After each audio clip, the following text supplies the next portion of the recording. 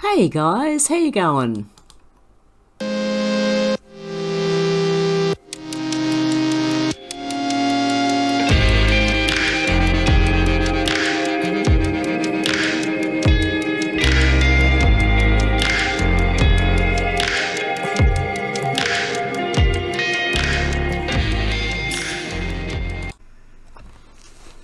Hey guys, okay, if you hear noise in the background, the neighbours are having a bit of a domestic. It's about 2 or 3 doors away from me, but I can still hear it. So if you hear noise, I think just people are getting very frustrated and tired with the lockdowns, and it actually sounded like a couple of kids arguing and then the parents stepping in. So sound like 2 girls screaming at each other, and then the parents stepped in. There's a lot of banging going on, but anyway, yeah, I think a lot of people are at the end of their tether with these lockdowns. So apparently the Australian truck drivers are planning to park the trucks in inconvenient places. I'm hearing the US might be doing that too. Yeah, there's one way out. Anyway, I wanted to read today what Eureka Stockade was about. Now, I believe it goes into a lot more than what we're going to read, but I'll give you the general idea of what it was about. This is people swearing the allegiance to the Southern Cross. And that's the Southern Cross flag right there. So you can see that. On the 30th of November 1854, miners from the Victorian town of LBRY, disgruntled with the way the colonial government had been administering the goldfields, swore allegiance to the Southern Cross flag at Bakery Hill and built a stockade at the nearby Eureka diggings. Early on the morning of Sunday, 3rd of December, when the stockade was only lightly guarded, government troops attacked. At least 22 diggers and soldiers were killed. The rebellion of miners at Eureka Stockade is a key event in the development of Australia's representational structures and attitudes towards democracy and egalitarianism. And what they said was, "It is my duty now to swear you in and take with you the oath to be faithful to the Southern Cross. Now hear me with attention. The man who, after this solemn oath, does not stand by our standard is a coward at heart. We swear by the Southern Cross to stand truly by each other and to fight and defend our rights and liberties." In early 1851, the government announced that gold had been discovered in Australia by Edward Hargraves, John Lister and William, James and Henry Tom near Bathurst, New South Wales. Gold was also discovered in Victoria in June of that year.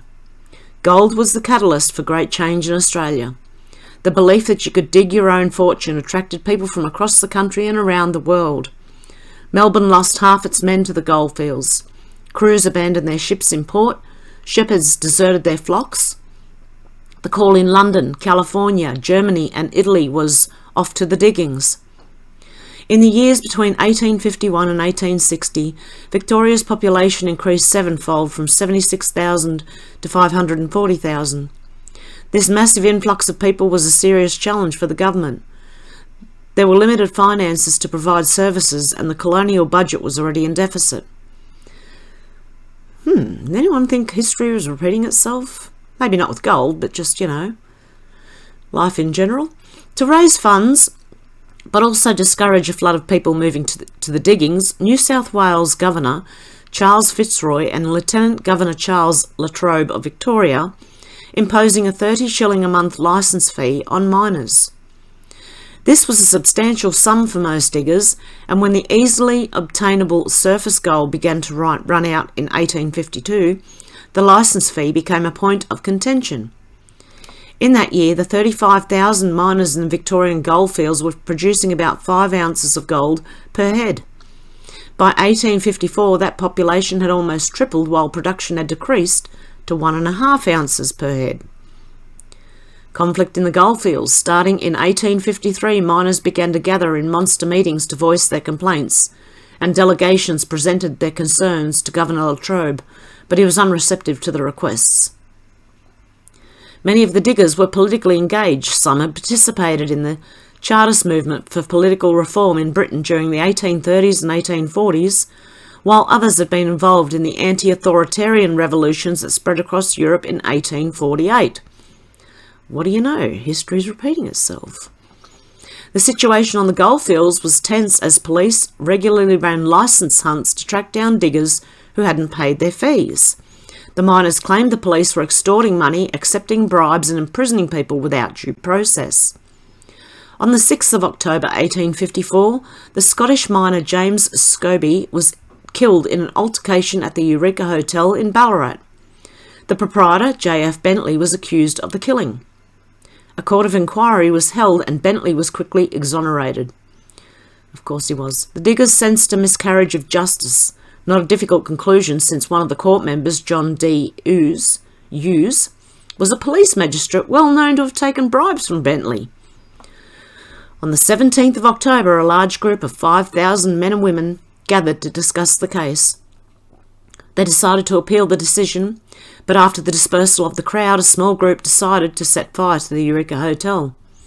Having done so, they were arrested by police. Over the next weeks, the miners met and elected delegates who, on the 27th of November, approached the new Victorian Governor, Charles Hotham. They demanded the release of the men who burnt down Bentley's hotel, but the governor took offence to having demands made of him and dismissed their grievances. He then dispatched 150 British soldiers of the 40th Regiment of Foot to Ballarat to reinforce the police and soldiers already stationed there. Sensing a change in the atmosphere, the diggers held another mass meeting on the 29th of November at Bakery Hill. There, the newly created Eureka flag was unfurled. Eureka Stockade. The police were unsettled by the hostility building among the diggers and decided to implement a licence hunt the next day. That morning, as the police moved through the miners' tents, the diggers decided they'd had enough. They gathered and marched to Bakery Hill. At this meeting, the charismatic Irishman, Peter Lalor, became the leader of the protest and led the diggers to the area around Eureka. There, Lalor led the men and women in an oath. "We swear by the Southern Cross to stand truly by each other and fight to defend our rights and liberties." Then the company gathered timber from the nearby mine shafts and created a stockade. Over the next 2 days, the men and women remained in and around the stockade, many performing military drills in preparation for possible conflict. This was too much for the Commissioner of the Ballarat Goldfields, Robert Reid. He called for the police and army to destroy the stockade at first light on Sunday, the 3rd of December. That morning, almost 300 mounted and foot troopers and police attacked the stockade. The assault was over in 15 minutes, with at least 22 diggers, including 1 woman and 6 soldiers, losing their lives. The police arrested and detained 113 of the miners. Eventually, 13 were taken to Melbourne to stand trial. Governor Hotham called for a Goldfields Commission of Inquiry on the 7th of December, but the citizens of Victoria were opposed to what the government had done in Ballarat, and one by one the 13 leaders of the rebellion were tried by jury and released. In March, the Commission of Inquiry released their recommendations. The licence fee was removed, replaced by an export duty and a nominal £1 per year miner's right. Half the police on the goldfields was sacked, and one warden replaced the multitude of gold commissioners who had issued the licence, many of whom were corrupt. 12 new members were added to the Victorian Legislative Council, 4 appointed by the Queen and 8 elected by those diggers who held a miner's right. One of these members was Peter Lalor, who survived the Eureka clash but had been wounded in the left arm, which was later amputated. It was a victory for the miners and was one of the key steps to Victoria instituting male suffrage in 1857 and female suffrage in 1908. Now let's go and look at what Wikipedia says about Eureka Stockade, because I want more information. Okay, we know it occurred in 1854, instigated by the gold miners, who revolted against the colonial authority of the United Kingdom. It culminated in the Battle of Eureka Stockade, which was fought between the rebels and the colonial forces of Australia on the 3rd of December 1854 at Eureka Lead, and named after a stockade structure built by miners in the lead up to the conflict. The rebellion resulted in at least 27 deaths and many injuries, the majority of casualties being rebels. The rebellion was the culmination of a period of civil disobedience during the Victorian gold rush, with miners objecting to the expense of the miners' licence, taxation via the licence without representation, the actions of the government, the police and the military. The local rebellion grew from a Ballarat Reform League movement and culminated in the erection of rebels by a crude battlement and swift and deadly siege by colonial forces. When the captured rebels faced trial in Melbourne, mass public support led to their release, which we know of. And then this is considered the second instituted act of political democracy in Australia. What's going on now? We know the truckies can do this, and they don't even have to do it the way this was done. The Eureka Rebellion is controversially identified with the birth of democracy in Australia and interpreted by many as a political revolt. A dedicated museum in Ballarat, the Museum of Australian Democracy at Eureka, houses a flag which the miners designed and swore allegiance to before the battle. Known at the time as the Australian flag, it has become a national symbol and is sometimes a candidate in debates about changing the Australian flag. And we know it was done in Ballarat. The area is a car park awaiting residential development now, but the precise site of the stockade itself remains unknown. William Bramwell Withers described its location in 1870. It was an area of about an acre, rudely enclosed with slabs, and situated at the point where the Eureka Lead took its bend by the old Melbourne Road, now called Eureka Street. The site lay about midway between what are now Storwell and Queen Streets on the east and west, and close to Eureka Street on the south. And it goes into the gold mining, which we knew about. There was also, hang on, there's more in here. Lieutenant Governor Latrobe proclaimed in the Government Gazette Crown rights for all mining proceeds and a licence fee of 30 shillings per month. Then they revolted, put forward the 4 resolutions. In December, the government announced it intended to triple the licence fee from £1 to £3 a month from January the 1st, 1852. This moved incited protests around the colony, including Forest Creek monster meeting of December 1851. In Ballarat, as historian Weston Bale noted, diggers became so agitated they began to gather arms. The government hastily repealed its plans due to the reaction. I have a funny feeling that history is repeating itself right now. When the government found out that truckies were going to do what they were going to do, they opened up truck stops again. But there is still another problem of crossing borders at the moment. So let's see what happens there. Nevertheless, the oppressive licence hunts continued and increased until they caused general dissent among the diggers. And they were in strong opposition to the strict liquor licensing laws imposed by the government. Citation needed. Changes to the Goldfields Act in 1853 allowed licence searches to occur at any time, which further incensed the diggers. Papers, anyone? Papers, licence to move now. Okay, Bendigo miners responded to an increase in the frequency of twice-weekly licence hunts with threats of armed rebellion. And then the miners rioted and Bentley and his wife fled for their lives as the hotel was burnt down by the angry mob. A group of soldiers were unable to suppress the riot. Further unrest on 2nd of October 1854, Ballarat Catholics met to protest the treatment of Father Smith. The next day, the arrests of miners McIntyre and Fletcher for the Eureka Hotel fire provoked a mass meeting which attracted 4,000 miners. The meeting resolved to establish a Diggers' Rights Society to protect their rights. Well, these numbers are a bit more than what the Australian government is saying, aren't they? On the 1st of November 1854, 10,000 miners met once again at Bakery Hill. They were addressed by Thomas Kennedy, Henry Holyoake, George Black and Henry Ross. The diggers were further angered by the arrest of another 7 of their number for the Eureka Hotel fire. On Saturday the 11th of November 1854, a crowd estimated at more than 10,000 miners gathered at Bakery Hill, directly opposite the government encampment. At this meeting, the Ballarat Reform League was created, under the chairmanship of Chartist John Basson Humphrey. Several other Reform League leaders, including Kennedy and Holyoake, had been involved with the Chartist movement in England. Many of the miners had past involvement in the Chartist movement and the social upheavals in Britain, Ireland and continental Europe during the 1840s.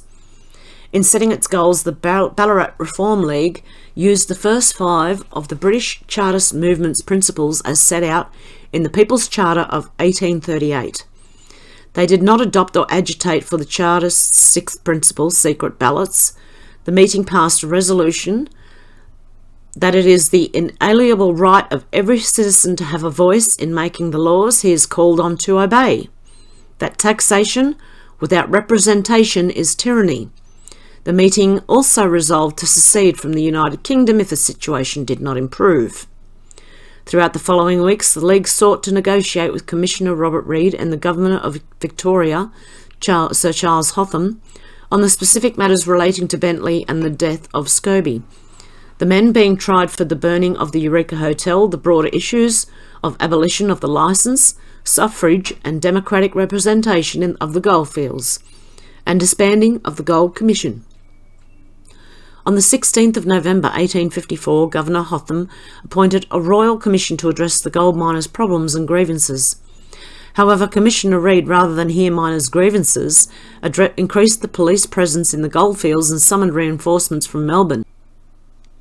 Many historians, most notably Manning Clark, attributed this to his belief in his right to exert authority over the rabble.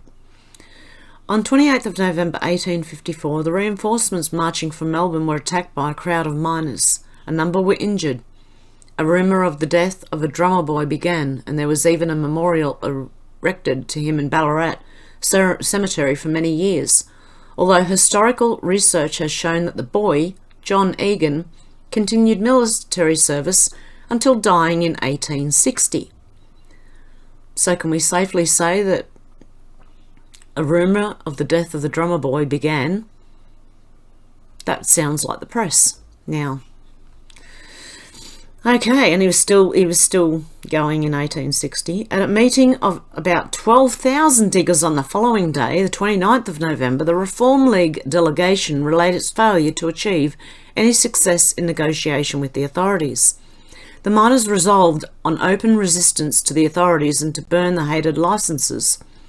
Local clergyman Theophilus Taylor recorded his impressions. I hope that's how it's said, guys. Today Ballarat is thrown into great excitement by a monster meeting of the diggers, convened for the purpose of protesting against the gold digging licences and their alleged grievances. At the head of the meeting appeared 2 Catholic priests, Father Downing and Smith. It was resolved to resist the government by burning licences, which was done to a considerable extent. Reid responded by ordering police to conduct a licence search on the 30th of November. 8 defaulters were arrested, and most of the military resources available had to be summoned to extricate the arresting officers from the angry mob that had assembled. Clergyman Taylor's account identified the rising tension. This morning the police, as usual, made inquiries for licences. They were resisted and a riot was raised. In consequence, the troopers and military were calling out, and matters assumed a big serious aspect. A few were taken up, and for a few hours the excitement subsided. Afternoon, the mob had assembled and by evening had organised themselves into a gang of rebels.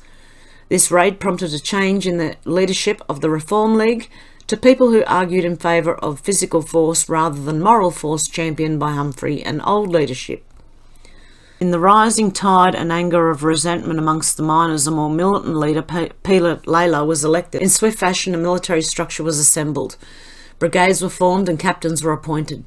Licences were burnt, and on 1st of December at Bakery Hill, the disaffected miners held a meeting where the Australian flag of independence was solemnly consecrated and vows proffered for its defence, with the Eureka oath being sworn by Peter Layla to the affirmation of his fellow demonstrators, who encamped themselves around the flag to resist further licence hunts and harassment by the authorities. We swear by the Southern Cross to stand truly by each other and defend our rights and liberties. Rights and liberties being the main points of which they were fighting in the first place. The white and blue Eureka flag, said to be designed by a Canadian miner, Henry Ross, which is this one here, a modern version of it anyway, Captain Henry Ross, and bearing nothing but the Southern Cross, was then flown for the first recorded occasion according to the Ballarat Times, which first mentioned the flag a week earlier on 24th of November 1854. At about 11 o'clock the Southern Cross was hoisted, and its maiden appearance was a fascinating object to behold. The flag was believed to have been sewn by Anastasia Hayes, reportedly influenced by earlier designs such as the Australian Federation flag. As a gesture of defiance, it deliberately excluded the British Union flag, which included the official flag of Australia. The Eureka flag was commonly referred to at the time as the Australian flag and as the Southern Cross. The Age variously reporting on 28th of November, the Australian flag shall triumphantly wave in the sunshine of its own blue and peerless sky over thousands of Australians' adopted sons the day after the battle. They assembled around the Australian flag, which has now a permanent flagstaff, and during 1855 Eureka trials, it was sworn that the Eureka flag was also known as the Diggers' flag and also as the Southern Cross. Remember Vinegar Hill, Irish dimension factors in dwindling numbers at Stockade. The Argus newspaper of 4th of December 1854 reported that the Union Jack had to be hoisted underneath the Eureka flag at the Stockade, and that both flags were by then in the possession of the foot police. Some have questioned whether this sole contemporaneous reports of the otherwise unaccounted for Union Jack being present is accurate.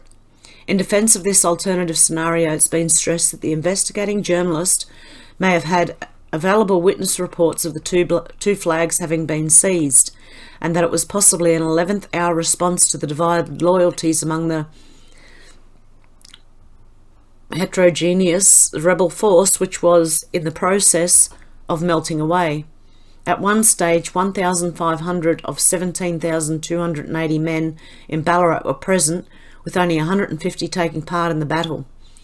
With Layla's choice of password for the night of the 2nd of December, Vinegar Hill, causing support for the rebellion to fall away among those who were otherwise disposed to resist the military, as word spread that the question of Irish Home Rule had become involved. Gregory Black, military historian and author of Eureka Stockade, a ferocious and bloody battle, concedes two flags may have been flown on the day of the battle, as the miners were claiming to be defending their British rights, with a further article on the Argus on the 9th of September 1854 reporting that Constable Hugh King had found a Union Jack-like flag being carried by a prisoner.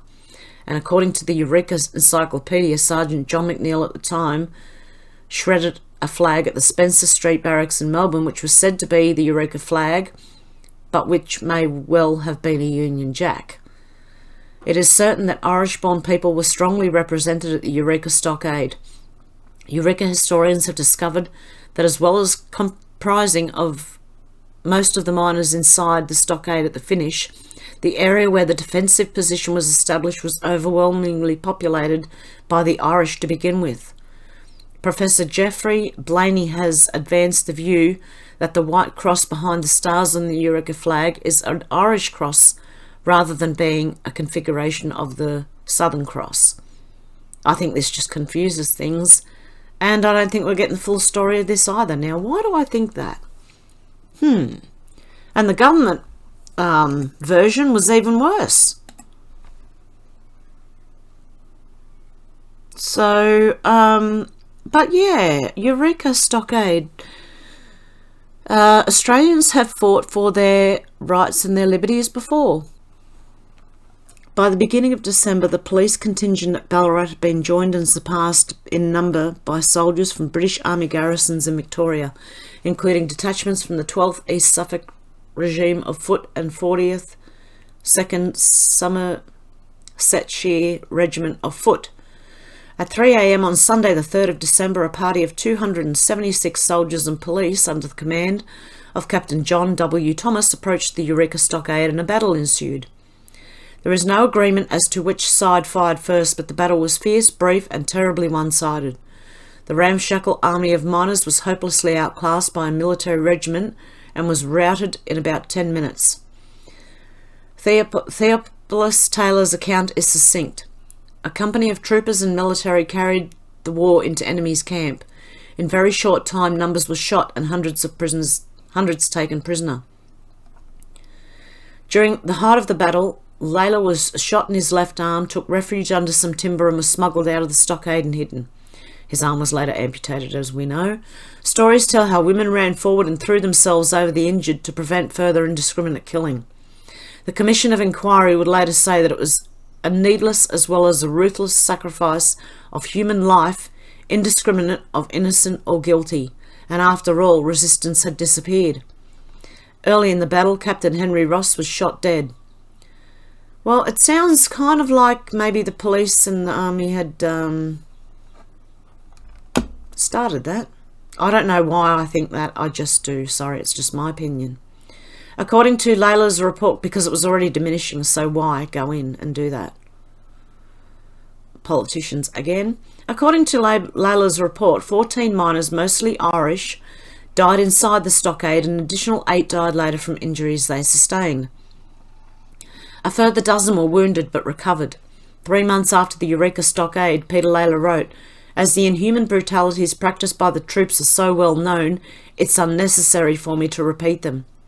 There were 34 digger casualties, of which 22 died. The unusual proportion of the killed to the wounded is owing to the butchery of the military and troops after the surrender. During the battle, Trooper John King, the police constable, took down the Eureka flag. By 8 p.m, Captain Charles Paisley, the second in command of the British forces, sickened by the carnage, saved a group of prisoners from being bayoneted and threatened to shoot any police or soldiers who continued with the slaughter. Paisley's valuable assistance was acknowledged in dispatches printed and laid before the Victorian Legislative Council. 114 diggers, some wounded, were marched off to the government camp about 2 kilometres away." Read that. Government camp. Where they were kept in an overcrowded lock-up before being moved to a more spacious barn on Monday morning.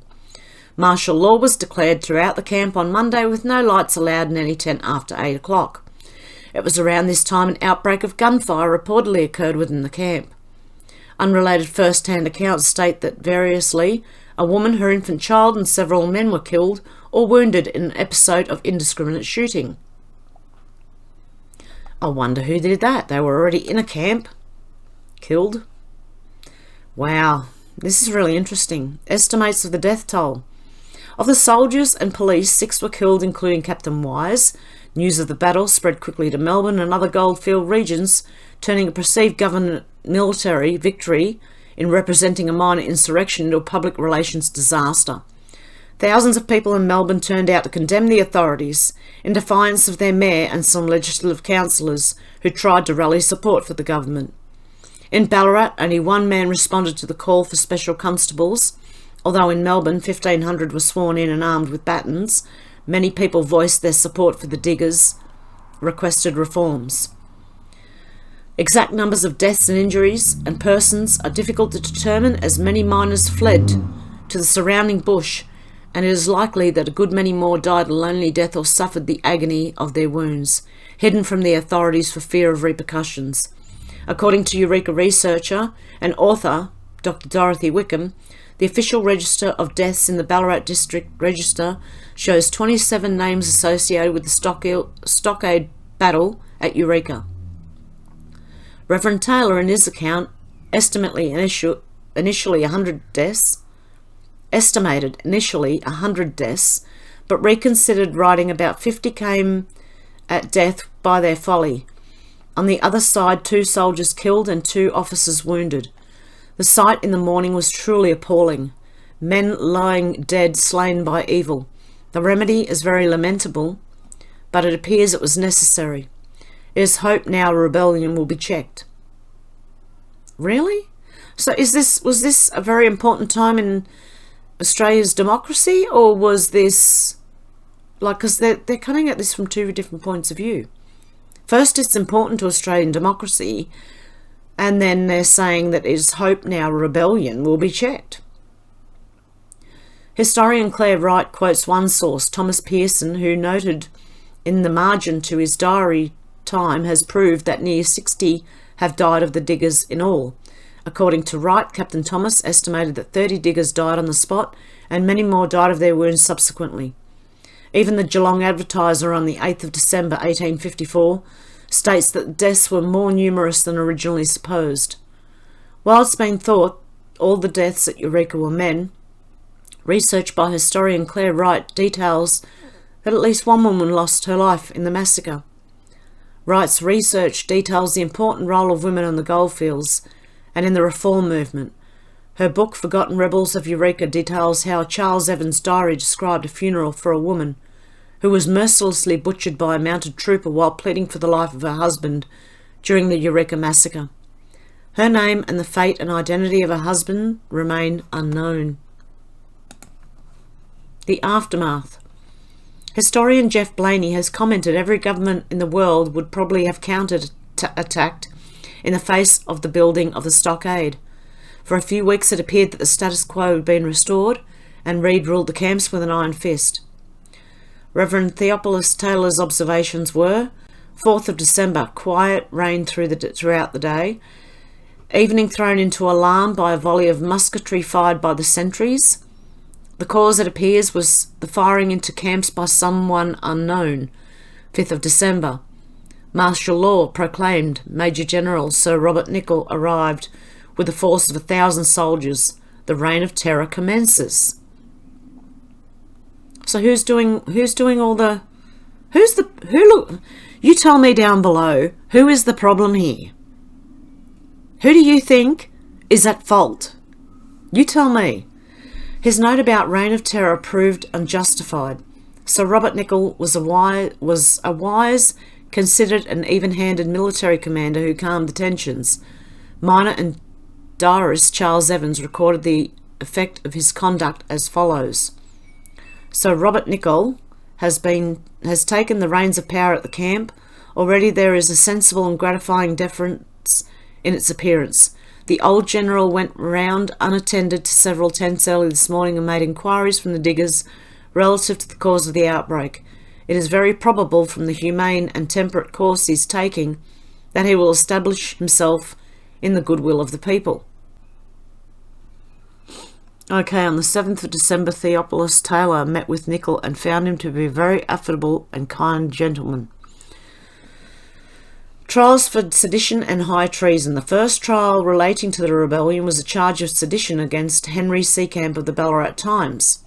Seacamp was arrested in his newspaper office on the 4th of December 1854 for a series of articles that appeared in the Ballarat Times.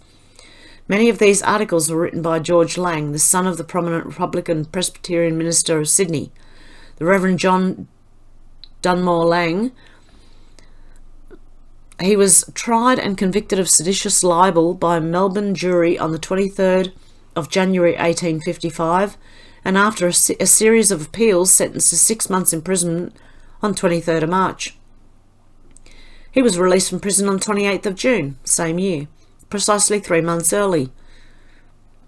While he was in jail, Henry Seacamp's de facto wife, Clara Seacamp, took over the business and became the first female editor of an Australian newspaper. Of the approximately 120 diggers detained after the rebellion, 13 were brought to trial. Wow. So they didn't get any of the politicians that did this in the first place.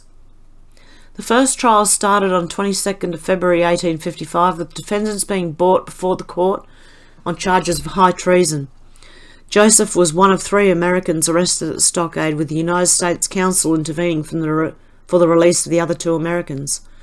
The prosecution was handled by Attorney General William Starwell, representing the Crown, before Chief Justice William A. Beckett. The jury deliberated for about half an hour before returning a verdict of not guilty. A sudden burst of applause arose in the court, reported the Argus, but was instantly checked by court officers. The Chief Justice condemned this as an attempt to influence the jury, as it can be construed that the jury would be encouraged to deliver a verdict that would receive such applause. He sentenced 2 men identified by the Crown solicitor as having applauded to a week in prison for contempt. Over 10,000 people had come to hear the jury's verdict. John Joseph was carried around the streets of Melbourne in a chair in triumph, according to the Ballarat newspaper The Star. Under the auspices of Victorian Chief Justice Redmond Barry, all other 13 accused men were rapidly acquitted to great public acclaim. The trials have on several occasions been called a farce. Reid himself was quietly removed from the camps and assigned to an insignificant position in rural Victoria. The Commission of Inquiry. When Hotham's Royal Commission report, initiated before the conflict, was finally handed down, it was scathing in its assessment of all aspects of the administration of the goldfields, and particularly the Eureka Stockade affair. According to Blaney, it was perhaps the most generous concession offered by a governor to a major opponent in the history of Australia up to that time. The members of the commission were appointed before Eureka. They were men who were likely to be sympathetic to the diggers. The report made several major recommendations, one of which was to restrict Chinese immigration. Its recommendations were only put into effect after the Stockade. The gold licenses were then abolished and replaced by an annual miner's right and an export fee based on the value of the gold. Mining wardens replaced the gold commissioners and police were cut drastically. The Legislative Council was expanded to allow representation to the major goldfields. Peter Labour and John Basson Humphrey were elected for Ballarat, although they were property qualifications with regards to eligibility to vote in upper house elections in Victoria until the 1950s. After 12 months, all but one of the demands of the Ballarat Reform League had been granted. Layla and Humphrey both enjoyed distinguished careers as politicians, with Layla elected as Speaker of the Legislative Assembly of Victoria. The actual significance of Eureka upon Australian politics is not decisive.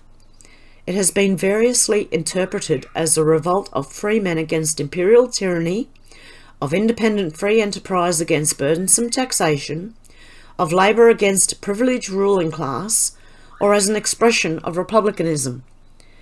In his 1897 travel book, Following the Equator, American writer Mark Twain wrote of the Eureka Rebellion. I think it may be called the finest thing in Australian history. It was a revolution, small in size but great politically. It was a strike for liberty, a struggle for principle, a stand against injustice and oppression. It is another instance of a victory won by a lost battle. It adds an honourable page to history. The people know it and are proud of it. They keep green the memory of men who fell at the Eureka Stockade, and Peter Layla has his monument. Raffaello Carboni, who was present at the Stockade, wrote that amongst the foreigners there was no democratic feeling, but merely a spirit of resistance to the licence fee. And he also disputes the accusations that have branded the miners of Ballarat as disloyal to their queen, emphasis as in the original. The affair continues to raise echoes in Australian politics to the present day, and from time to time one group or another calls for the existing Australian flag to be replaced by the Eureka flag. Some historians believe that the prominence of the event in the public record has come about because Australian history does not include a major armed rebellion phase equivalent to the French Revolution, the English Civil War, or the American War of Independence, making the Eureka story inflated well beyond its real significance. Others, however, maintain that Eureka was a seminal event and that it marked a major change in the course of Australian history. In 1980, historian Geoffrey Blaney drew attention to the fact that many miners were temporary migrants from Britain and the United States who did not intend to settle permanently in Australia. He wrote, "Nowadays it's common to see the noble Eureka flag and the rebellion of 1854 as the symbol of Australian independence, of freedom from foreign domination. But many saw the rebellion in 1854 as an uprising by outsiders who were exploiting the country's resources and refusing to pay their fair share of taxes. So we make history do its handsprings." Well, I think Geoffrey Blaney might be wrong here. In 1999, the Premier of New South Wales, Bob Carr, dismissed the Eureka Stockade as a protest without consequence. Deputy Prime Minister John Anderson made the Eureka flag a federal election campaign issue in 2004, saying, "I think people have tried to make too much of the Eureka Stockade, trying to give it a credibility and standing it probably doesn't enjoy." In 2004, the Premier of Victoria, Steve Bracks, delivered an opening address at the Eureka 150 Democracy Conference, stating that Eureka was about the struggle for basic democratic rights. It was not about a riot, it was about rights. Now that's about the only person I'd agree with down there. Well, you can let me know what you think, but I believe if we know history's been changed, I believe that this was bigger than they say, and it's been quietened down in a way, if you want to put it that way. But you can let me know what you think of all this down below, guys. Okay, I hope you have a good morning, afternoon or evening, wherever you are, and I'll talk to you soon. Okay, guys, bye.